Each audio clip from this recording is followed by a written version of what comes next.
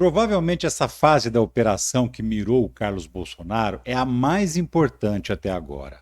O material apreendido vai desvendar muita coisa, mas eu preciso dizer que essa operação que pegou o Carluxo tem um problema. Claro que eu vou falar sobre isso. Tem um vacilo aí da Polícia Federal e do Ministério Público, que são os responsáveis pela investigação do caso. Também vou falar do computador da ABIN que foi apreendido na operação, sim, mas que, ao contrário do que chegou a ser divulgado pela imprensa, não estava nos endereços do Carluxo, e sim de outro alvo da operação. E quais são os possíveis crimes do Carlos nesse caso? Quantos anos de cadeia ele pode pegar? Outra coisa, por que essa turma ainda não está presa, hein? Fica até o fim do vídeo que você vai entender. Obviamente eu vou te explicar todo esse rolo, porque essa operação de agora já permite que a gente entenda como funcionava o esquema da espionagem ilegal da ABIN. Já dá para dizer como essas informações que vinham da espionagem eram usadas e por quem. Eu sou o Ricardo Mello e aqui eu não venho dar notícia, isso você já está sabendo de tudo, já leu no site, já viu no rádio, na televisão. Aqui você vai entender a notícia nos mínimos detalhes, porque eu sou o explicador geral da República. Se você não me seguiu ainda, me segue, senta o dedo no like para engajar o vídeo e bora viralizar isso aqui. Vamos nessa. Seguinte, a parte que você já sabe é que a Polícia Federal amanheceu nos endereços do Carlos Bolsonaro.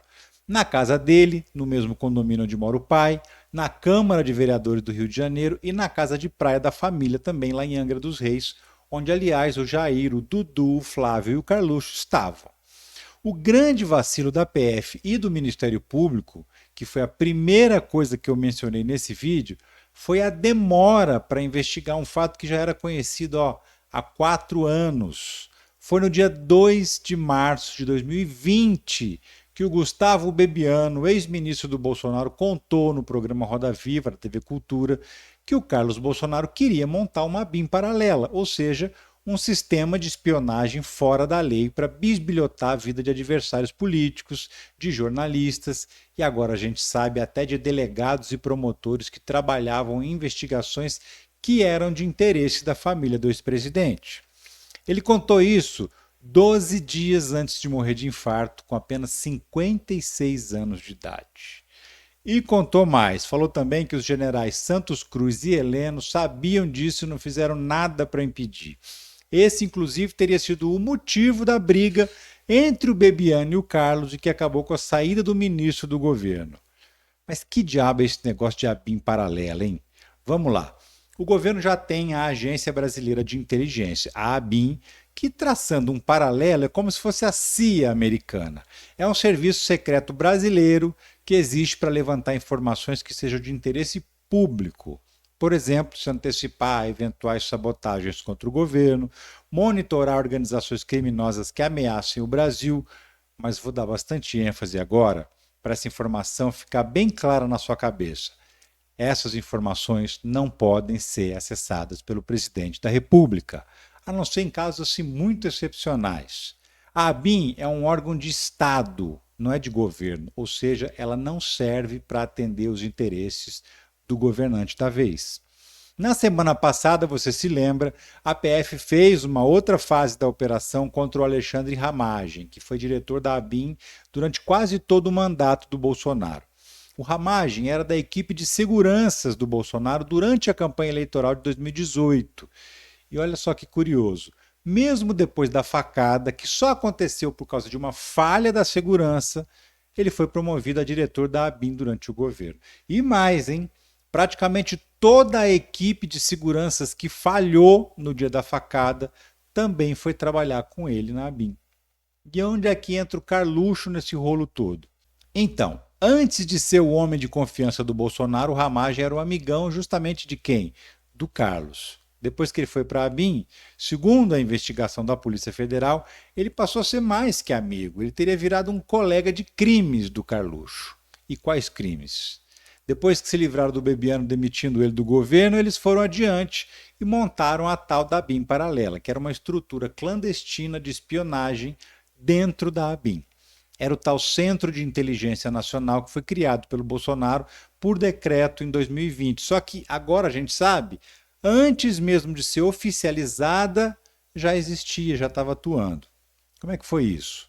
Seguinte, segundo está lá nos documentos do processo que eu li, porque a justiça retirou o sigilo, a espionagem ilegal começou com pouco mais de um mês de governo, no dia 2 de fevereiro de 2019.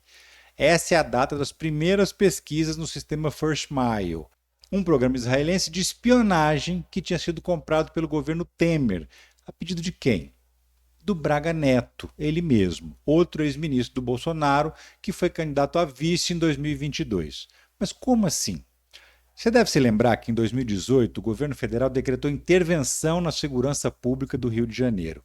E quem era o interventor? O Braga Neto. Foi supostamente para atender a intervenção que o Temer comprou sem licitação o programa espião que é capaz de mostrar no mapa onde está qualquer telefone bastando digitar o número dele. Ou seja, oficialmente o objetivo era localizar bandidos cariocas para prendê-los. Acontece que, sabendo da existência desse programa e dessa capacidade dele de espionar qualquer pessoa, o governo Bolsonaro viu que dava para vigiar não só bandidos, mas também pessoas que fossem de interesse da própria família Bolsonaro.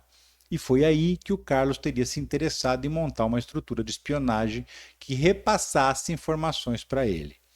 Como o Bebiano bateu o pé e disse que era ilegal, eles demitiram o ministro e tocaram o projeto em frente com a ajuda do Alexandre Ramagem, que era o chefe da equipe que operava o sistema.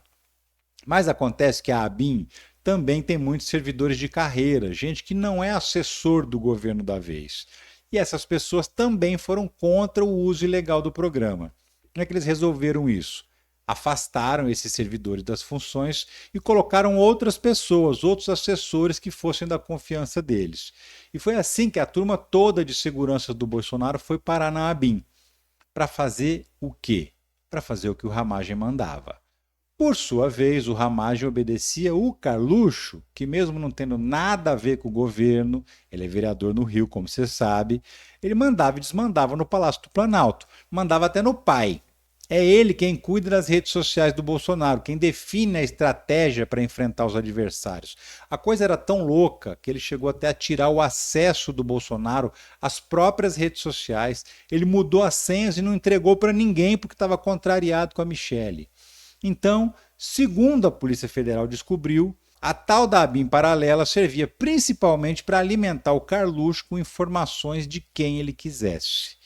Mas para não deixar rastros, o Carlos e o Ramagem nunca se falavam direto. O contato era sempre feito por assessores.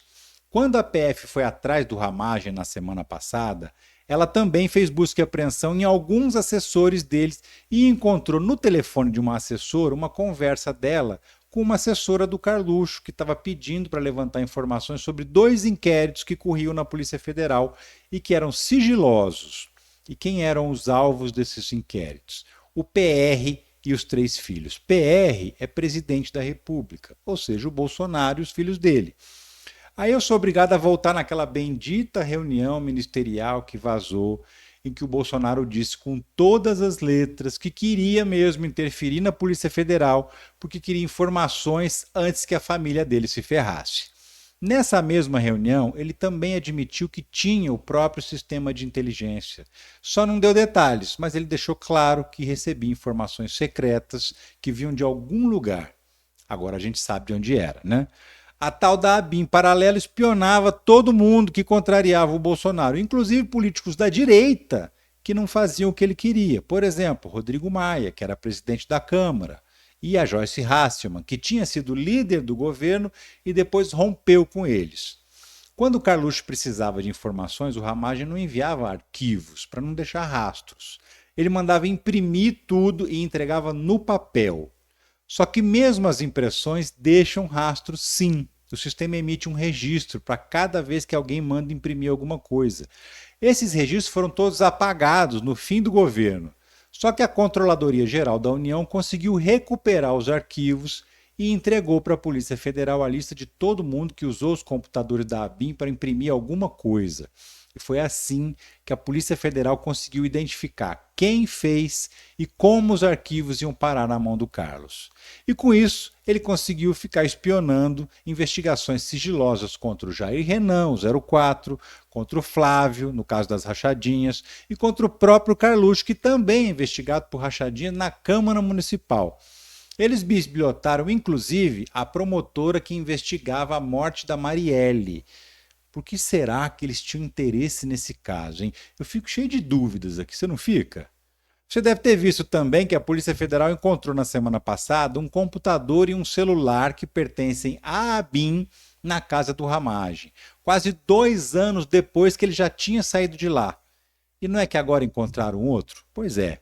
A imprensa chegou a noticiar que tinham achado esse notebook na casa do Carluxo, mas na verdade esse computador estava na casa de um militar que trabalhou na ABIN com o Ramagem e também não estava mais lá fazia muito tempo.